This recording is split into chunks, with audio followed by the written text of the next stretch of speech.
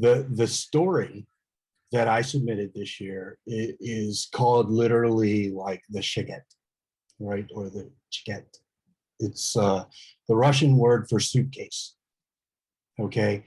And the collapse of the Soviet Union, which is why I brought up the PhD and talked about international relations, political science, and economics, because all of that was mixed up in that thing, right? Right. And what they were going through at that time was Boris Yeltsin and Mikhail Gorbachev. He those two guys at the head of the Russian political party, right, the Communist Party in Russia, were going at each other tooth and nail. Okay. Boris Yeltsin was a very down-to-earth people guy. Okay. Mikhail Gorbachev was a very pretty, looks good on TV, you know, very popular with the international media. You know, everybody in the United States sort of looked at him as, this is the guy who saved us from all of the animosity between Russia and the United States. So, but he was not in touch with the American people at all, or the Russian people, sorry. And you know, Yeltsin, who had managed to work himself into a position where he was making regular speeches on Russian television. He would go out, he would walk down the street, and this is so hilarious little trivia about Boris Yeltsin. He would leave the house every day with 5 or 6 watches in his pocket. Watches. Were they all set to different time zones? No, exactly like the one that he wore. And it was, I mean, it was a Russian watch. So it was very effective at keeping time. But he needed 5 or 6 of them? And he would go visit factories, and he would go visit community halls, and he would, you know, oh, you're doing such a good job here. Let me, and he would take his watch off and he would give it to the person. I didn't know that. That's cool. And so he's, you know, just this way of connecting with people. And Elvis used to give away Cadillacs. Well, you know, I guess you give away what you have, right? So pop trivia. Yeah, he had an inn at the watch factory, not the Cadillac factory, and so he would give away watches. But the reason this is important is because these two guys are at the heart and soul of this story. Leading up to the collapse of the Soviet Union, 6 weeks beforehand, Mikhail Gorbachev is still talking to George Bush on the phone, and he's, oh, yeah, the Soviet Union's going to survive this. We've just got to reorganize. We've got to pull ourselves back together. We've got to implement some privatization of some of these things and everything, all like that. And so very, you know, he didn't see the train, you know, which is scary because he was at the helm of the train, right? He was Mr. Perestroika. He was Mr., you know, openness. He was, oh, we're gonna reform. He was Mr. Reform. And so, you know, the guy who did see it coming was Boris Yeltsin, who had been like the #2 man behind Gorbachev his entire career. And the two men hated each other. Okay. So now the actual collapse happens December 25th, 1991. 6 weeks prior to that, or actually more than 6 weeks, it was in August, like August 13th of 1991, they had a coup in Russia where these 4 Russian dudes, you know, yeah, I'm the head of the security forces. We would do this guy. He was the Russian guy. They try to take over the government. and they get pretty far. Just four dudes, just like, Well, knock, knock, knock. I'm here to take over. Yeah, well, the head of FSB, right, which is their FBI, and the FBI in Russia, or the FSB in Russia, like their FBI, they go around and they listen to what everyone says, and they kill the people who say things they don't like. This has been true since before they were FSB, they were NKVD, before, so it goes back a ways. Right, and then after they were in KVD, they became KGB, but inside of the KGB, there are different directorates. Okay, there are 9 directorates, where one of them is responsible for spying on foreign countries. One of them is responsible for spying on their allies. One of them is responsible for spying on their people. So that would be the FSB. And so these 4 guys, they get this whole thing together, manage to pull it off there, and in their glee, they start drinking. And so by the time you get to, we've got to go on television and announce it to the Russian people that the Communist Party has, and Gorbachev is sick, and we have taken over because we, I love your by the accent. time it gets to the guy, the like 2 of the guys are too drunk to talk, and then fermented potatoes. Exactly. Oh, gee, putting is the more vodka. We've got to go on TV in 30 minutes, sir. Bring me more vodka. It'll be a good show. I like it. So I was a theater major in college the first time. I don't know where you were. Yeah, I was not a theater major. No, you were in. No, you weren't in the military then. But anyway, go ahead. Well, yes and no. Long story. I know. The so you get to the point that they finally get down to it, like the last 2 weeks, and they've mapped out this whole thing, and Yeltsin is going to come to Gorbachev's office. Gorbachev is going to hand him a signed document that says the Soviet Union is no more. You are now the president of Russia, and he's going to hand over the briefcase, the Shaget, which contains the launch codes, the button, the everything to launch a nuclear strike. Okay. And so the premise of the story, that I can neither confirm nor deny, is that there was a combined operation that took place in the Soviet Union to steal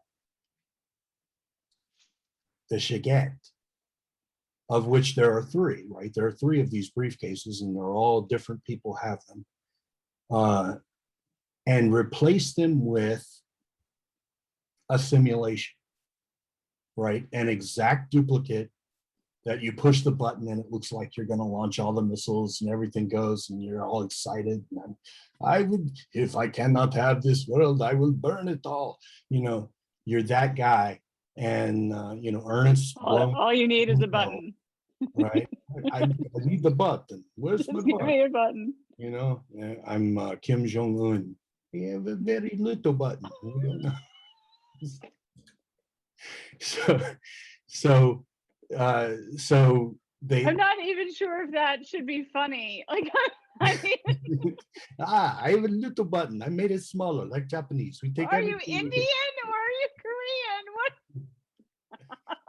Does anybody know what Koreans sound like? We gotta. Well, not North Korean, no, because we're not allowed to. But that definitely did not sound Korean. You gotta work on your voices. Okay, I'll work on my Korean. And voice. In these times, let me just say, in these times, can we just leave all of the South Pacific alone for a little bit and not make fun of them?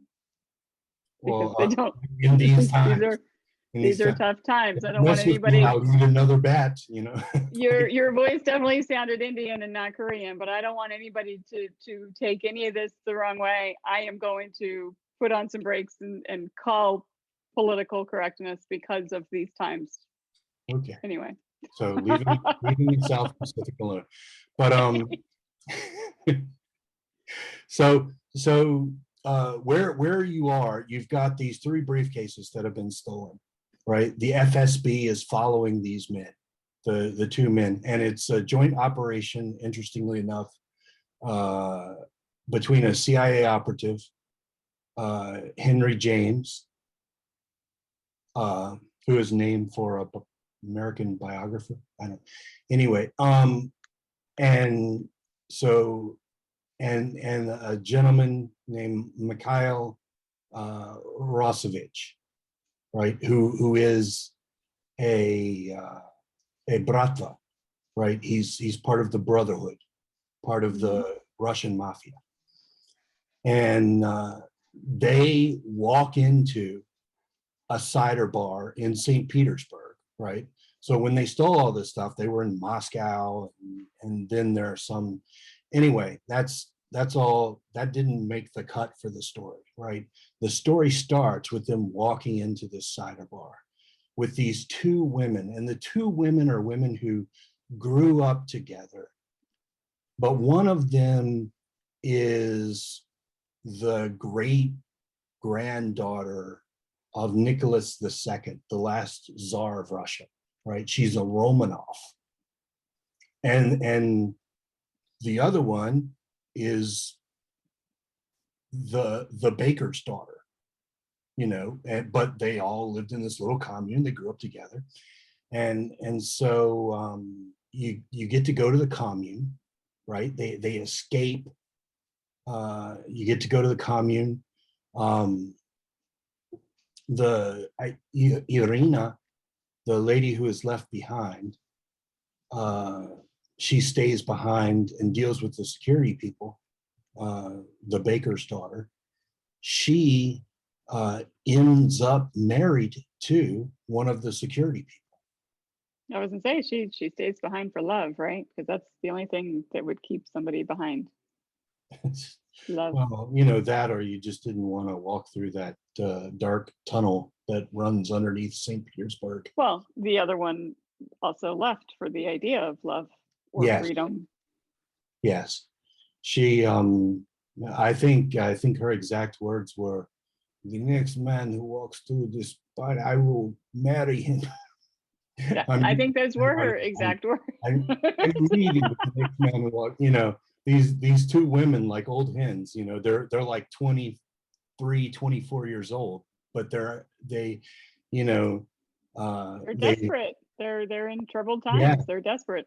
There's that's goes back to exactly the time you're talking about, right? 1991 in the Soviet Union, food was impossible to come by. Everything was clean water, heating oil. Yeah. Standing in line for bread, or was that the United States 100 years ago? It goes back to one of the sayings they have in Russian. If you see a line, join it. You might get something at the end. Hey, you never know. You never might end up with a loaf of bread. Who knows? Exactly. Exactly. So and those people. And the wonderful thing about the story is I got to do some very authentic Russian So work. let's talk about that. How authentic is this? Did you do Google Translate, or did somebody translate this for you? Because you have Russian words in there, and as an editor, I was just like, whatever the fuck that says. Don't autocorrect any of this, because I'm not touching. This is Russian. And you translate it, so it's the English is there, but it's authentic Russian? It's authentic Russian. I did it, little known Chuckism. You speak Russian? A little bit, or what are these? Mimno. Yeah, Is that a Chuckism or is that a Chucksterism? well, Inquiring minds want to know. I'm not sure I know the difference. Um, I don't either. yeah, for all the stages of my life, I had different names and frankly different personalities, but you know, That's it's all why I don't remember some of all the you same, sometimes. all the same. So you briefly touched on, or I briefly touched on, this larger project. This is a short story kind of steeped in a larger series that you're working on and that you've been working on for a couple of years. And I'm incredibly honored to have read the first book, or at least most of the first book, because I don't know what you've done since my last read. You what? I finished it. You finished it, but with every rewrite, you change a bunch of stuff too. So I don't well, know, and but I like that because when I read it again, it'll be a cold read because it's been well, at least but 6 months, if not more, since I've last read it. yeah, every as I'm writing the second book, right? There's stuff that goes back and goes into the first book, you know, because Yeah. you have to You got to fill in some holes that you're creating in book 2. exactly. Yeah, And, that's awesome. the thing that is consistent that lives through the entire story is the characters, right? And so we talked about Henry James briefly, who was a CIA operative, but he was a former Delta Force soldier. Okay, and if you don't have an idea of what Delta Force is, it's an anti-terrorism force that was created by like Jimmy Carter, maybe the guy before Jimmy Carter, somewhere around The 1970. guy before Jimmy Carter. Gerald Ford. We just call it in the Republican Party. We refer to him as the guy before Jimmy Carter. You know, or just the setup for Ronald Reagan. That's how we refer to Jimmy Carter, as the setup for Ronald Reagan. But anyway, you know, because somebody has to fail really dramatically before you get a shift of power. That's that big. We elected an actor. Anyway, all right, on to the next. The characters are what lives through it, right? The Delta Force is like, so if you imagine you enter as an Army soldier, right? In 11 Bravo, you're an infantryman. You know, you want to be a leader or whatever, and so you sign up to go to Ranger School. And you're really good at Ranger School. And somebody sees you and they say, you know what, you know, maybe you should go to Green Beret training. You know, so you go to Green Beret training, and you know that's, you know, those guys are elite, like, you know, the kind of guys that can do 200 push-ups and 300 sit-ups and run 2 miles in 10 minutes after drinking a quart of moonshine, you know. And they're, you know, they're that type of people. And so this is the guy that you start with here with Henry James, right? He's that type of guy, but he's also a black man, okay, out in the world, and in Russia, not a lot of black people. Okay, I mean, we think about racism in this country, and you know, because I mean, obviously we live it every day, right? We see it. And, you know, somebody shot a kid, you know, or just shot an unarmed man or whatever. You know, racism is so much bigger than that, but yeah. Yeah, I'm not trying to be diminutive of anything of racism. I'm trying to communicate that in Russia, racism exists in spades. Okay, they have 8. What would be the equivalent of the N word? They have 8 words that are a diminutive to refer to a person of color. I didn't know that. Okay. And, you know, I like, one of the things, and, you know, unless you're paying utterly close attention, which may or may not ever happen, because it's just not that kind of story, um, you wouldn't notice that, you know, one of the guys, the security man who comes in, uh, says, this person is a black person, you know, this American is a black, and he uses one of those terms. And then later on, uh, actually, when they get out to this little commune where the Romanovs are living, he's referred to on 3 separate occasions by 3 other words that mean the same thing. You know, and it's not like referring to someone as, you know, black. It's like, you know, literally, Vicious.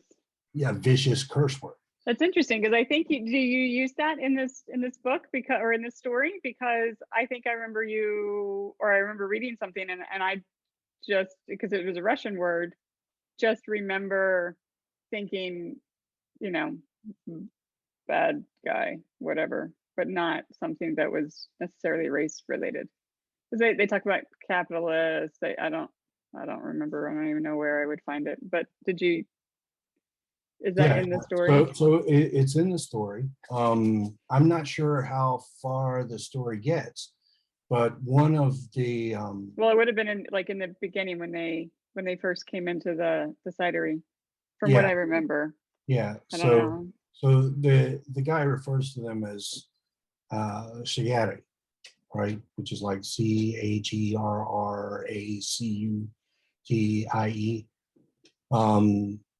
And you know, it's basically saying a black man, but in Right. a very derogatory But okay.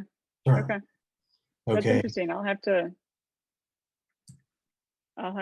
read through it again and see if I get that message Yeah. because I think just because it was a Russian word that I didn't know, I just took it as, you know, something negative, bad guy, whatever, but I didn't take it as a race as a racial slur or anything like that. Yeah, and But that's interesting. I didn't know that about Russia in general. yeah. So you know, racism there is a real thing. I mean, you don't know it, you don't hear a lot about it because nobody's like, oh, I'm moving to Russia, you know. I'm moving to Russia, you know. Oh, I'm leaving Zimbabwe. I'm going to Russia, you know. Leaving Zimbabwe to go to Russia. I don't, you know, who Yeah, I does don't know that people are flocking to Russia these days. nobody does that, you know. The I Russians, mean, we're here, you know, no one else is coming, so we've got this. We've got this part. So you know, that's and one of the critical things that I've tried to do in the series, as well as, you know, in this short story, is to call out prejudice.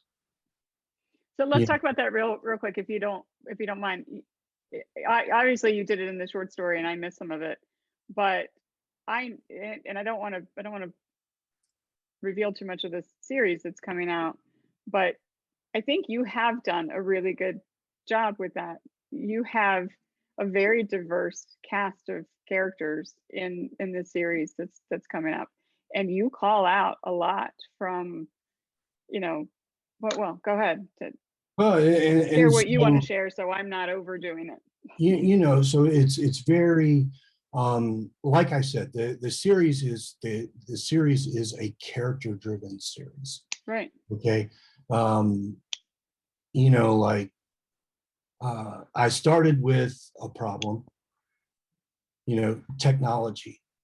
Do we take that next step and that next step and that next step? What are the consequences of those steps? Because that's, you know, after I sort of left government service, I went into this technology world, you know, because that was kind of where I ended up in the government, was developing technology and doing all, working with the Defense Advanced Research Projects Agency, the Intelligence Advanced Research Projects Agency, building systems, and I see all of this stuff that we're creating. And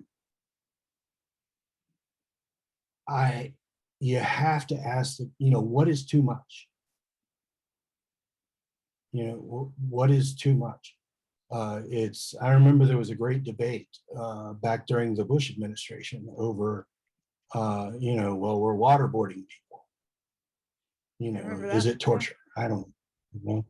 And, if these people aren't really prisoners of war, they're something, and people played like verbal games and, like, if they're not prisoners of war, we can probably torture them, right? But the point is, many years ago, I worked on some algorithms, right? That was part of what they call a web spider, right? That basically reads a document, looks for words. And so if you can imagine, someone reading the entire internet every day and looking for something, right? What is going too far? Do you remember the Boston Marathon bombing? Yeah, that was just a few years ago. So yeah, it was, I don't remember how long ago it was, but I remember that after that happened, about 6 months later, some FBI agents busted down some guy's door.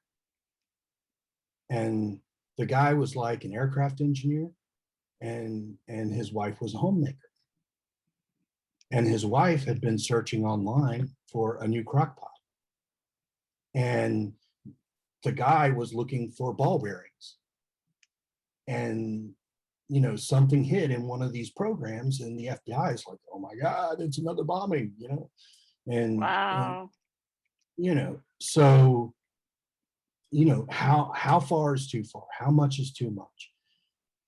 So one of the really cool things, okay, is that the potential for micromanufacturing, right? Using a fluoroscopic laser to manipulate molecule size devices, okay, and what those things can do. And I don't know if you're familiar with a writer named Neil Shusterman. He wrote a series called the Scythe series. My friend Rachel Kane wrote a series called the Revivalist series. But both of these series, they looked at, what was the outcome of the introduction of nanobots into the environment, which could, in Rachel's case, they would bring people back to life. But then you were dependent on them, right? Because the batteries would run out. Because then you had to get another injection. Get an injection every day. And then this Neil Shusterman, his Scythe series was, which is, by the way, both Rachel and Neil, go read them, please. They're amazing. Was about a world where this giant AI ran nanobots inside of everyone's body, and they kept people alive. And if you wanted, you could go in and type in a thing and program it, would change your hair color. It would make you 30 years younger. Not that I would want to be that skinny ever again, but 30 years ago. but and then so the crux of his book is people continue to reproduce, but also people had to die so that the population would be stable. For my dog. And so Stop. this moral question about, where do we stop interfering with nature? This can do an amazing thing. One of the pursuits in the book, for a reason, is that I'm not going to talk about, is that one of the guys is trying to cure Alzheimer's. And what he intends to do is put these nanobots in, and they're going to go in and they're going to, which this is an actual project, by the way, use magnetic, I forget the words, but he's going to use nanobots to put neurons into neuron chains to bridge the gap. Okay, so that where, if you, everything is in a place in your brain. If you think of it like a computer, like it's inside of the RAM, right, or the ROM. Right.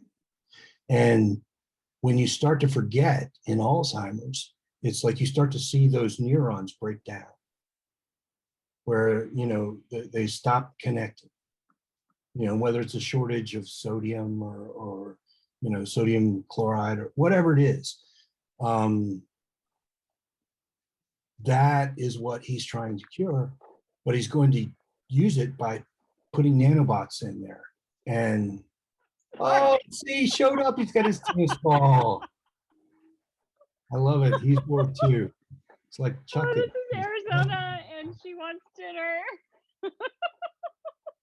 Or just to play ball. I think she just play. wanted to play. Sorry, she just totally stole the show. It's just like, are you done yet? So anyway, the inevitable crux of the story is, right, so you've got this amazing technology that's going to do so much good for so many people. You're watching people every day break down dementia. It's awful to watch as a human being, to watch somebody who was bright and full of life, and all of a sudden, they saw their husband who died 6 years ago last night, and why hasn't, they don't remember who's dead. Yeah. And so then they live through that grief all over again. So he's going to do this great thing. It's going to be, but someone inevitably takes it and says, oh, well, if I can manipulate people's neurons, I can do some evil.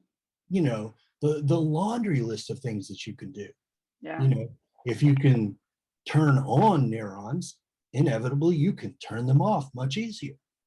Yeah.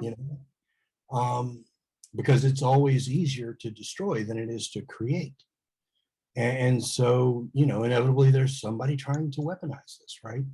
And it's that's the crux of everything in the story is, that all of these characters, and all of them, most of them, some of them are great people, good people. And they're doing amazing science, doing a lot of good for people. But there's somebody with their hand in the kitty who's trying to take what they've done, what they've created, and turn it into not just a weapon of war, but mass genocide. I'm surprised you revealed all that, honestly. But you didn't give away anything that. Yeah, I'm just surprised. I'm super excited for this series. You've done a fantastic job creating it. It's exciting. Well, God willing, come September, we'll start editing. All right. I'm excited. It's an exciting project. And so your goal right now, although you kind of revealed earlier when we were chatting offline, I think that your second book is a little longer than you anticipated. So you may go longer, but your goal right now is a trilogy. Or do you think you might take it? Well, so you start with a trilogy, okay? The Pearl Street trilogy has some obvious spinoffs already. Mhm. The Henry James, this Russia thing, I would, first of all, I love Russia. Um, I I like writing about it. I like the Russian people. Um, and we're about to turn into the Russian people, but that's a whole different story. Um, long suffering folks who just go to work, come home and do their thing. Anyway. Um, the people in Russia, they have the darkest sense of humor of any human beings alive. It's one of my favorite stories is with a guy, and it was a joke that actually Gorbachev told to someone in the press. He said, well, he one of these guys was waiting in line for bread one day, and he was waiting in line, and he's got so mad. I am going to go to the Kremlin and I am going to kill Gorbachev. And so, like a day later, the guy comes back and he's like, "Can I get my spot back in line?" He's like, "Well, did you kill Gorbachev? I thought you were going to kill Gorbachev." No, no, the line is much longer there. That's pretty funny. That was a good joke. Oh, So September, potentially we're editing. well, What, September book 1 and book 2 are going to be. Book so what is 3. do you have a tentative release date in mind for your first book? I don't. Not your first book, but for the first book of this series. I don't. Because I'm, 2022, 2023. God willing, 2022, right? Okay. Because based on the discussions I've had with folks in the industry, I want to put together the full package. Yeah, we've talked about that. Yeah, sell it as a package. I'm that excites me more than anything because I think this is you have some fantastic opportunities in front of you for some of the things that we've talked about. And I know that I've talked about James Rollins before. If you haven't gotten into his stuff yet, do it, because his Sigma Force series, I was going to say he's on book 16, but I actually might be 2 books behind because the last 2 years have been crazy. Anyway, 16, and 18. He's put out 2 books in the last 2 years. Yeah, right. He does a book a year. But I don't think I've read the last 2. Is what I'm saying. So 16 might be in my mind because that's where I've stopped. I have the one from 2020, but I haven't read it yet. Anyway, this his Sigma series started as a standalone, and he's turned that into, the empire that he has with almost 20 books in this series now. Yeah, he's kind of a mini Lee Child. Well, yeah. They're compared. They're shopped a lot together. But if you don't know any of Jim's story, get to know his story and his publishing venture, because he's done it. He's done it right. He's done it well, and his Sigma Force series is amazing, and it's character driven. You have the opportunity in front of you with the world that you've created to do something like that. If you wanted to go beyond 3 books, you could totally do that. Well, and that's why I don't know if you remember watching the A-Team when you were a kid, but literally, every episode was you're hired to, somebody was being beat down by the rich person in town. Yeah. And they hired the A-Team, and BA welded a tank together out of a VW minibus, and, and then there was a lot of gunfire, and nobody ever got shot, and then everyone just gave up. 80s like TV. The And then A-Team. we pitied the right. Yeah. But I mean, you really could do the same sort of series. But in the flux, which you know more than I do, of modern TV production, you know, like if you look at 24, if you watch 24, there's this overarching story across the whole thing, right? Of course, well, that's And what a then series there's is, but then you want these individual the arcs as well. individual show, and then, you know, She's not happy. you know, for me, it's really, you know, I have probably 4 or 5 stories going on at once. Yeah. You know, some of them are little stories, and some of them are overarching full book freaking stories. And that's part of what makes this such a great idea and such a great series with fantastic potential for a lot of different mediums and for growth beyond 3 books. So I'm excited for you. It's good. You've developed something that's really cool. Yeah, the third book, though, the way I've sketched it so far, I have started writing it, is cataclysmic. It's literally called Pandemic. Oh. Dun, dun, dun. All right, my dog is going crazy. All right. So I need to wrap this Beautiful. up. We've been talking for more than an hour anyway, so I'm gonna have to cut some of this so somebody watches. Who's gonna sit down and watch? There's stuff you can chop out, you know. You know, if you literally take the first 10 minutes and you chop out everything where I'm not talking about my names and the Easter egg, There's the fun stuff. you'll Chop out